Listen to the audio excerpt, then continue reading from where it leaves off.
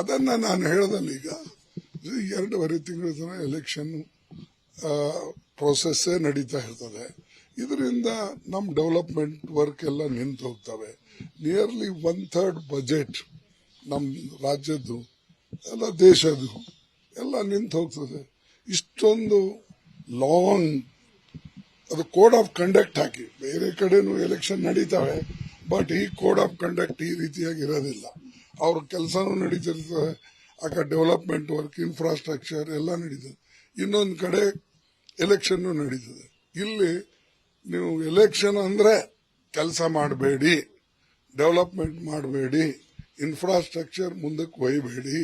ಈಗ ಎಷ್ಟೋ ಸಲ ಮಕ್ಕಳಿಗೆ ಹಾಸ್ಟೆಲ್ದು ದುಡ್ಡು ಸಿಗೋದಿಲ್ಲ, ಸ್ಕಾಲರ್ಶಿಪ್ ಸಿಗೋದಿಲ್ಲ, ಅಂಗನವಾಡಿ ಟೀಚರ್ಸ್ಗಳಿಗೆ ಕೆಲವು ಕಡೆ ಕಾಂಟ್ರಾಕ್ಟ್ ಲೇಬರ್ಸ್ ಇರ್ತಾರೆ, ಅವ್ರಿಗೆ ದುಡ್ಡು ಸಿಗೋದಿಲ್ಲ. ಇವೆಲ್ಲ ಭಾಳ ಡಿಫಿಕಲ್ಟಿ ಇರ್ತವೆ. ಬಟ್ ಅವ್ರೇನು ಯಥಾ ಪ್ರಕಾರ ಮೊದಲ ಮೇದಾಗ ಮುಗಿಸ್ತಿದ್ರು. ಮೇ ಅಟ್ಲೀಸ್ಟ್ 3-4 ರಿಸಲ್ಟ್ ಬಂದಿದ್ರೆ ಭಾಳ ಜನರಿಗೆ ಉಪಕಾರ ಆಗೋದಿತ್ತು. ಬಟ್ ಅವ್ರು ಮಾಡೋದಿಲ್ಲ.